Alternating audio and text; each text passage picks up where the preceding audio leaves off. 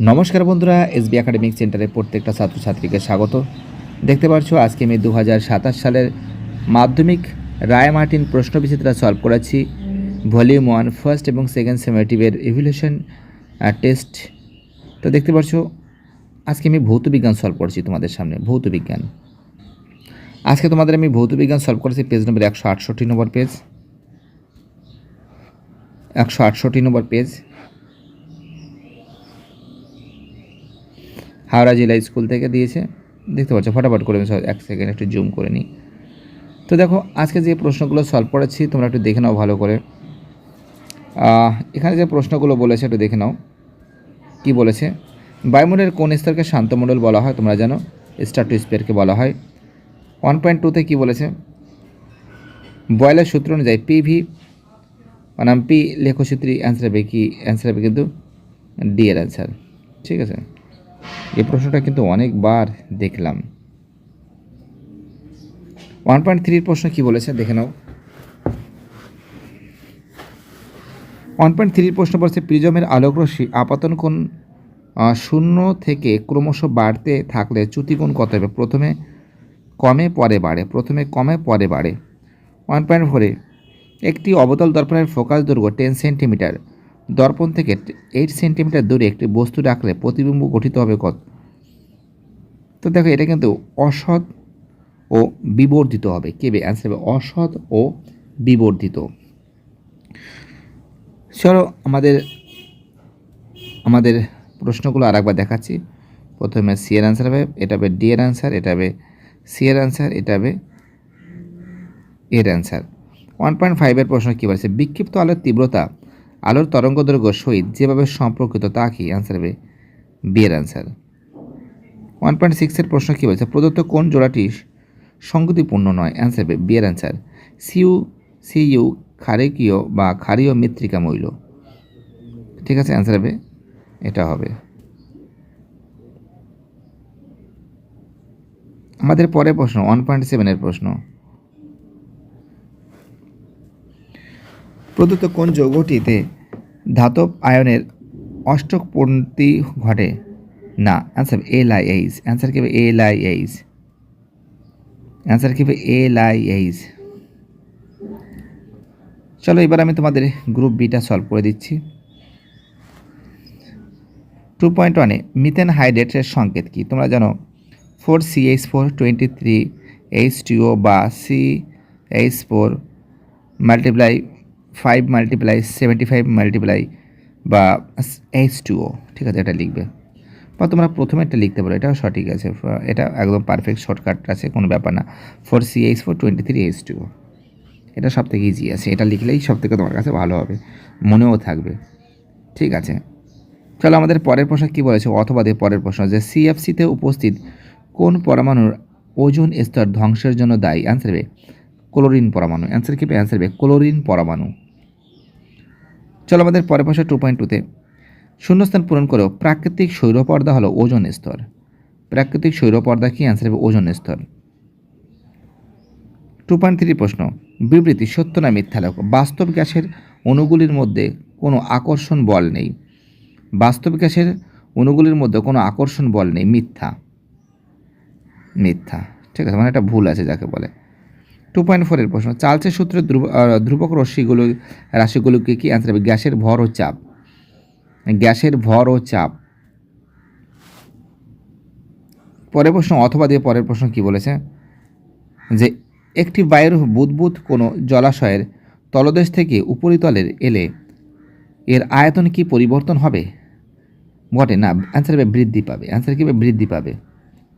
ঠিক আছে, 2.5 প্রশ্ন কোনো আলোকরশ্মির আপতন কোণ 50 ডিগ্রি এবং প্রতিসরণ কোণ 32 ডিগ্রি হলে বিচ্যুতি কোণ পরিমাণ কত হবে?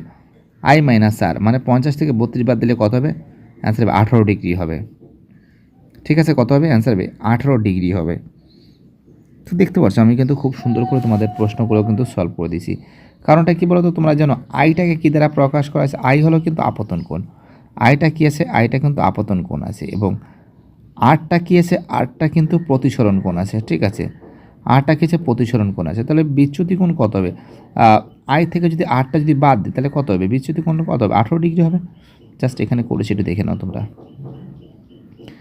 চলো আমাদের পরের প্রশ্ন, অথবা একটা প্রশ্ন আছে ইএনটি। তোমরা তো জানো যারা চোখ, নাক, গলার যে ডিপার্টমেন্ট আছে ডাক্তারখানা, তোমরা জানো। আর সেখানে আমরা দেখতে পারি যে এরা কিন্তু ডাক্তারের মাথায় কোন ধরনের দর্পণ থাকে? অ্যান্সার অবতল দর্পণ। অ্যান্সার কী হবে? অবতল দর্পণ থাকে। 2.6 কোন প্রকার দর্পণে সর্বদা সমশীর্ষ প্রতিবিম্ব গঠিত হয়? অ্যান্সার হবে উত্তল দর্পণে। অ্যান্সার কী হবে? অ্যান্সার হবে উত্তল দর্পণে। ঠিক আছে, অ্যান্সার কী হবে? উত্তল দর্পণে হবে। তো যাই হোক, খুব সুন্দর করে প্রশ্নগুলো তোমাদের সামনে আমি তুলে ধরছি যাতে প্রত্যেকটা ছাত্রছাত্রীর অনেকটা সুবিধা হয়। চলো আমাদের পরের প্রশ্ন কী বলেছে দেখা যাক।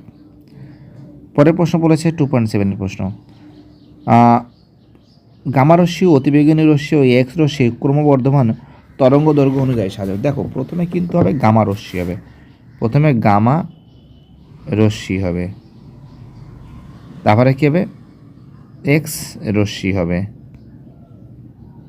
তারপরে কী হবে? অতি বেগুন, আমি যেভাবে লিখছি সেরকম অতি বেগুনি রশ্মি, তারপরে হবে অতি বেগুনি রশ্মি হবে। ঠিক আছে, কী বলছি বুঝতে পারছি? এরকমভাবে কিন্তু তোমাদের সুন্দর করে কিন্তু সাজিয়ে দিতে হবে। বুঝতে পারলে কী বললাম? একদম ফাটাফাটি করে সাজিয়ে দিয়েছি, দেখতে পাচ্ছ। জাস্ট তোমাদের কিন্তু এগুলো পড়তে হবে। ঠিক আছে, আমাদের কর্তব্য তো আমরা করে দিয়েছি, কিন্তু তোমাদের তো বাবু পড়তে হবে, বললে তো হয় না। তো যাই হোক, আমাদের পরের প্রশ্ন কী বলেছে একটু দেখা যাক। পরের প্রশ্ন বলেছে আমাদের 2.8 প্রশ্ন, যে দীর্ঘ পর্যায় সরণির কোন শ্রেণীর মৌলগুলি চ্যালকোজেন মৌল বলা হয়? তোমরা জানো যেটা চ্যালকোজেন মৌল কত নং শ্রেণীতে আছে? 16 নং শ্রেণীতে কিন্তু চ্যালকোজেন মৌল আছে। চ্যালকোজেন মৌল কত নং শ্রেণীতে আছে? তোমরা জানো যে চ্যালকোজেন মৌল কিন্তু 16 নং শ্রেণীতে আছে। খুবই গুরুত্বপূর্ণ প্রশ্ন, মোস্ট ইম্পর্টেন্ট। দেখো ভিডিওটা দেখছো খুব ভালো লাগছে, কিন্তু বাবু চ্যানেলের সঙ্গে যুক্ত থাকতে হবে, চ্যানেলটাকে সাবস্ক্রাইব করতে হবে। ওকে, 2.9 প্রশ্ন, NaCl CCl4 যৌগ দুটির মধ্যে কোনটি বন্ধনের অভিমুখ নেই? আচ্ছা, CCl4 যাকে বলে কার্বন টেট্রাক্লোরাইড, যাকে কি বলা হয়? Carbon tetrachloride. খুবই গুরুত্বপূর্ণ প্রশ্ন কিন্তু, কার্বন টেট্রাক্লোরাইড। খাতায় লিখবে কিন্তু, বসে থাকলে হবে না, ফটাফট করে পড়তে হবে। দেখো এইবার দেখো গ্রুপ সিটা সলভ করাচ্ছি। গ্রুপ সিতে প্রচুর ছাত্রছাত্রী রিকোয়েস্ট করছে যে স্যার গ্রুপ সিটাও একটু দেখিয়ে দেবেন। তো দেখো ভিডিওটা অনেকটা বড় হয়ে যাবে, ঠিক আছে? তার জন্য জাস্ট আমি অ্যান্সারগুলো দেখিয়ে দিচ্ছি। এর ভিতর থেকে 6টা প্রশ্ন আছে, যদিও এর ভিতরে অথবা আছে কিছু কিছু জায়গায়। এই 6টা প্রশ্ন থেকে দেখা যাক কোনগুলো তুলে ধরা হয়েছে তোমাদের সামনে, সেটা দেখাচ্ছি। আর যারা নতুন সদস্য আছে অবশ্যই চ্যানেলের সঙ্গে যুক্ত থেকে চ্যানেলটাকে সাবস্ক্রাইব করে সমস্ত বন্ধুদের মধ্যে শেয়ার করবে। ঠিক আছে, তাহলে আলোচনা করা যাক, দেখা যাক কোনগুলো সলভ করে দিই। ওকে, তো দেখো কোন জ্বালানির তাপন মূল্য বলতে কি বোঝায়? এসআই একক কি?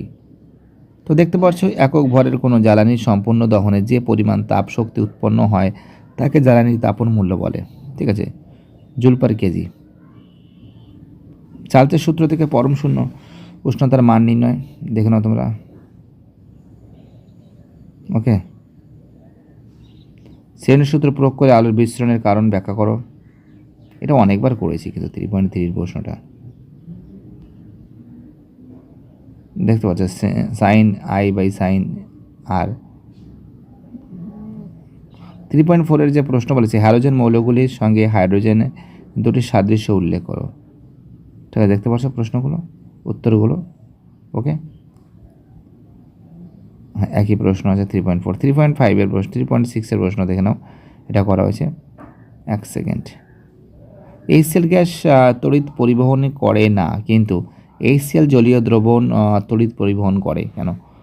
দেখতে পাচ্ছ, এই প্রশ্নটাও দেখে নাও তোমরা।